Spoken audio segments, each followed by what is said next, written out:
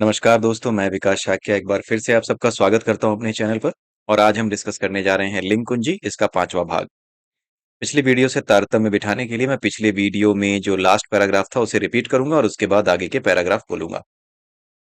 एक ऐसे दृश्य की कल्पना कीजिए जिसमें किरदार का राज्याभिषेक हो रहा हो। उस किरदार ने एक साधारण सैनिक के रूप में अपनी यात्रा शुरू की थी और अंततः राजा बनने का उसका सपना सच हो रहा है। यदि आप उसके अतीत की यात्रा के दृश्यों को नहीं जानते हैं, यदि आप उसके संघर्षों से अनभिज्ञ हैं, तो आप इस दृश्य में उमड़ रही उसकी भावनाओं को अनुभव नहीं कर सकते। जानकी रूपा ने कहा, मुझे समझ में आ गया देव। मैं एक जागृत आत्मा हूँ। मैं तब तक किसी किरदार के साथ नहीं जुड़ सकती जब तक कि मैं उसके अतीत की जानकारी धारण नहीं कर लेती। हनुमान जी ने कहा, आपने ठीक समझा। ब्रह्मांड में काल आकाश के किसी भी बिंदु पर चल रहा दृश्य ले लो। वह दृश्य अतीत में घटित हो रहे अनगिनत दृश्यों के साथ जुड़ा हुआ है। उसका स्वतंत्र अस्तित्व नहीं है। उदाहरण के लिए वह दृश्य ले लो जिसमें उर्वा नामक किरदार ने अभी जन्म लिया है। उसके पहली बार रोने का दृश्य। भले ही यह उर्वा के जीवन का पहला दृश्य है, किंतु इसका भी कोई स्वतंत्र अस्तित्व नहीं है। सभी नवजात शिशु एक जैसे नहीं होते। उर्वा के जीवन के पहले दृश्य में सब कुछ अन्य नवजात किरदारों के पहले दृश्यों से भिन्न है। उसका तन, उसके माता पिता, परिवेश, स्थान आदि सब भिन्न है। इसलिए किसी किरदार का पहला दृश्य भी अतीत के अनगिनत दृश्यों पर निर्भर करता है। यह तथ्य पुनर्जन्म की अवधारणा को जन्म देता है। अतीत के दृश्यों में वे दृश्य भी शामिल हैं जो जिए जा चुके हैं, और वे दृश्य भी जिनको जीने की इच्छा की गई किंतु जिए नहीं गए। यदि आप किसी नाटक को देखने की इच्छा रखते हैं, तो इसका अर्थ यह है कि उस नाटक के बारे में आपको थोड़ी बहुत जानकारी है। यदि आप नाटक देख चुके हैं, तो आपको नाटक के बारे में और भी गहरी जानकारी है। इसी तरह दृश्य की एक छोटी सी झलकी जो जानकारी देती है, उसे इच्छा कहा जाता है, और पूरा दृश्य जो जानकारी देता है, उसे कर्म कहा जाता है। यदि समय से बाहर निकलकर देखा जाए, तो अतीत, वर्तमान और भविष्य का कोई अर्थ नहीं रह जाता। वहां से तो यही लगता है कि सभी दृश्य पहले ही घटित हो चुके हैं। एक जागृत आत्मा समय के बाहर होती है। उसे किसी एक दृश्य को जीने के लिए भी अनगिनत दृश्यों से बनी एक श्रृंखला के बारे में जानकारी धारण करनी पड़ती है। वह जानकारी कर्म और इच्छा दोनों का मिश्रण होती है। अर्थात कुछ दृश्यों की मात्र झलक से प्राप्त जानकारी धारण करनी पड़ती है, और शेष दृश्यों की पूरी जानकारी धारण करनी पड़ती है। यह जानकारी कुछ ऐसी ही होती है जैसे कि किसी के जीवन वृत्तांत की पुस्तक। परंतु इस जानकारी को पढ़ने से आत्मा को वास्तविक दृश्यों में प्रवेश मिलता है। आत्मा को लगता है कि वह दृश्य को स्वयं जी रही है। इसलिए इस जानकारी को लिंग कुंजी कहते हैं। यह जानकारी एक दृश्य में प्रवेश की कुंजी होती है। कालंदक के मन में एक प्रश्न आया, जिसको उसने तुरंत व्यक्त किया। देव, क्या कर्म और स्मृति एक ही वस्तु नहीं है? स्मृति भी तो कर्म की तरह ही अतीत के दृश्यों की जानकारी है।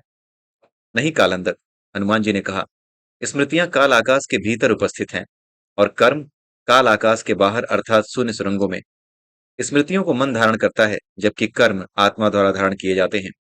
आपके वर्तमान दृश्य में बहुत सारी वस्तुएं हैं। वस्तुएं मूर्त भी हैं और अमूर्त भी। केले, पेड़, पहाड़, जानवर आदि सभी मूर्त वस्तुएं हैं। दूसरी ओर स्मृतियां, विचार आदि अमूर्त वस्तुएं हैं। अमूर्त वस्तुएं ऐसी वस्तुएं हैं जिन्हें आप इंद्रियों की सहायता से अनुभव नहीं कर सकते। ना आप उन्हें देख सकते हैं, ना छू सकते हैं, ना ही उनमें कोई गंध है। परंतु अमूर्त वस्तुएं भी वस्तुएं हैं। वे अस्तित्व में हैं। आपका तन मूर्त वस्तुओं के साथ परस्पर क्रिया करता है, जबकि आपका मन अमूर्त वस्तुओं के साथ।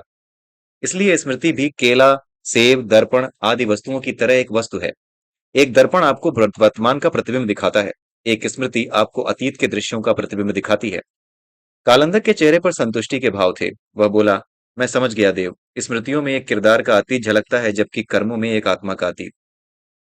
नहीं कालंदक, हनुमान जी बोले, पहली बात, एक आत्मा का अपना अतीत नहीं होता, क्योंकि वह समय के बाहर है। जब आत्मा किरदार के साथ जुड़ जाती है, तो किरदार का अतीत ही आत्मा का अतीत बन जाता है। दूसरी बात, स्मृतियां सदा एक किरदार के अतीत को सटीकता से नहीं दिखाती हैं। यदि स्मृतियों को समझना है, तो आप दृश्यों की श्रृंखला को मत देखिए। केवल एक दृश्य पर विचार कीजिए। किसी भी दृश्य में स्मृतियां ठीक उसी तरह उपस्थित हैं, जैसे कि केला, सेब और दर्पण जैसी वस्तुएं उपस्थित हैं। स्मृतियां अन्य किसी दृश्य से उड़कर यहाँ नहीं आई हैं। और जहां तक दृश्य की बात है, यह दृश्य यहाँ तब भी था जब आपकी आत्मा इसे जीने के लिए यहाँ पर नहीं थी। यह तब भी यहीं रहेगा जब आपकी आत्मा आगे के दृश्य को जीने लग जाएगी। इस दृश्य में उपस्थित स्मृतियां भी यहीं पर थीं। आपकी आत्मा इन्हें कहीं से लेकर नहीं आई है। न ही आपकी आत्मा इन्हें अगले दृश्य में लेकर के जाएगी। अगले दृश्य में पहले से ही स्मृतियां उपस्थित हैं, जो आपको इस दृश्य सहित अतीत के दृश्यों का प्रतिबिंब दिखाएंगी। इसे समझने के लिए आपको थोड़ा समय लग सकता है, यह कठिन है, परंतु एक बार जब आप इसे समझ लेंगे तो आपको सब कुछ स्पष्ट हो जाएगा। वस्तुएं एक दृश्य से दूसरे दृश्य में नहीं जाती। आप अर्थात आपकी आत्मा एक दृश्य से दूसरे दृश्य में जाती है। वस्तुओं की गति एक भ्रम है। जब आपकी आत्मा समय के तारों पर गति करती है, तो वस्तुओं की गति का भ्रम पैदा होता है। स्मृतियां भी वस्तुएं हैं। आप जिसे जीवन कहते हैं, वह गति के भ्रम के अलावा कुछ भी नहीं है। आपका किरदार एक दृश्य से दूसरे दृश्य में नहीं बढ़ रहा है। आपकी आत्मा समय के तारों पर आगे बढ़ रही है।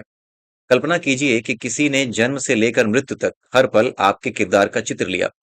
आपका पूरा जीवन उन्हीं लाखों चित्रों की एक श्रृंखला है। एक चित्र अपने से अगले अथवा पिछले चित्र से थोड़ा सा भिन्न है। यदि समय के बाहर से देखा जाए तो दिखाई देता है कि ब्रह्मांड ने पहले से ही आपके किरदार के अतीत, वर्तमान और भविष्य के चित्र ले रखे हैं। समय के तारों पर चलकर आपकी आत्मा उन चित्रों की श्रृंखला को देखती है, तो उनमें गति होने का भ्रम होता है। आत्मा जागृत होने के पश्चात आप इस भ्रम के बारे में और भी अच्छे से जान पाएंगे। आप जानेंगे कि ब्रह्मांड में कुछ भी गतिमान नहीं है, सब कुछ स्थिर है। आप ब्रह्मांड की सभी वस्तुओं को नहीं देख पा रहे हैं। मनुष्य ब्रह्मांड के एक बहुत छोटे से अंश को ही अनुभव कर पाता है। इंद्रियों की तो बात छोड़िए, मानव की कल्पना भी ब्रह्मांड के एक छोटे से अंश तक ही जा पाती है। यदि आप किसी अन्य ग्रह पर जीवन की कल्पना भी करते हैं, तो आप वहां पर रहने वाले जीवों में भी अपनी तरह ही आंख, कान आदि होने की कल्पना करते हैं। अन्य ग्रह की बात छोड़िए, आप अभी जहां पर बैठे हैं, वहां पर भी इतनी सारी अदृश्य वस्तुएं हैं, जिनको आपकी इंद्रियां अनुभव नहीं कर सकती। जिस जगह को आपका तन घेरे हुए है, उस जगह पर भी आपके तन के अलावा बहुत सारे पदार्थ हैं, जो आप अनुभव नहीं कर सकते। आप जो पदार्थ अनुभव करते हैं, उनको आप ठोस, द्रव तथा वायु की श्रेणियों में बांटते हैं। आप कल्पना भी नहीं कर सकते कि आपकी इन श्रेणियों से परे भी पदार्थ अस्तित्व में हैं। जैसे किसी पहेली के टुकड़ों को जोड़ते हैं, वैसे ही यदि हम सभी पदार्थों को एक साथ जोड़कर देखें, तो ब्रह्मांड में केवल एक ही प्रकार का पदार्थ है। उसको हम ना ठोस कह सकते हैं, न द्रव, न वायु। फिर भी आपकी कल्पना में बंद करने के लिए हम उस पदार्थ को आकाश का द्रव कहते हैं। ब्रह्मांड आकाश के द्रव का एक गोला है, जिसमें कोई गति नहीं है। जब एक आत्मा समय के तारों पर चलती है, तो उसे इस द्रव में से एक विशेष प्रकार के ही पदार्थ अनुभव होते हैं, और उन पदार्थों में गति होने का भ्रम होता है। अन्य वस्तुओं की तरह स्मृतियां भी एक दृश्य के भीतर होती हैं। वे गति नहीं करती। स्मृति एक विशेष वस्तु की तरह होती है। आप एक स्मृति की तुलना एक दर्पण के साथ कर सकते हैं। जब आप एक दर्पण में परिलक्षित छवि देखते हैं, आपको विचार आता है, अरे ये तो मैं हूं। दृश्य में उपस्थित अन्य किरदार और वस्तुएं आपके इस विचार को मान्य करती हैं। जब कोई विचार मान्य हो जाए तो आप उसे सत्य कहते हैं। स्मृति भी एक दर्पण की तरह एक वस्तु है। स्मृति आपको कुछ दिखाती है और आप कहते हैं, अरे यह तो मेरा अतीत है। जब दृश्य में उपस्थित अन्य वस्तुएं इसे मान्य करती हैं, तो आप इसे एक सच्ची स्मृति कहते हैं। अन्यथा यह एक झूठी स्मृति कहलाती है। मैं आपको एक उदाहरण दिखाता हूं। मातंगों ने अपनी आंखें बंद कर ली। उन्हें एक विचित्र तरह के कपड़े पहना हुआ व्यक्ति एक गांव की गली से गुजरते हुए दिखाई दिया। वह स्वतंत्रता की लड़ाई का नारा लगा रहा था। पर क्यों? वह पहले से ही एक स्वतंत्र देश का नागरिक था। जिन आक्रांताओं से वह आजादी मांग रहा था, वे दशकों पहले उसके देश से भाग गए थे। वह लक्ष्मीबाई नामक एक रानी की जय जयकार कर रहा था, जो 150 वर्ष पहले जीवित थी। दृश्य भंग हो गया। जैसे ही मातंगों ने अपनी आंखें खोली, हनुमान जी का स्वर उनके कानों में पड़ा। यह उसकी एक मिथ्या स्मृति है कि वह उस रानी की सेना में सैनिक है। उसके गांव के जनों ने उसे मानसिक रूप से रुग्ण घोषित कर दिया है। मिथ्या स्मृति एक ऐसी वस्तु है जिसका दृश्य में उपस्थित अन्य वस्तुओं के साथ विरोधाभास है। यह कोई बड़ी बात नहीं है। वस्तुओं के बीच विरोधाभास और संघर्ष ठीक उसी तरह एक सामान्य बात है, जैसे कि वस्तुओं के बीच तालमेल और सद्भाव।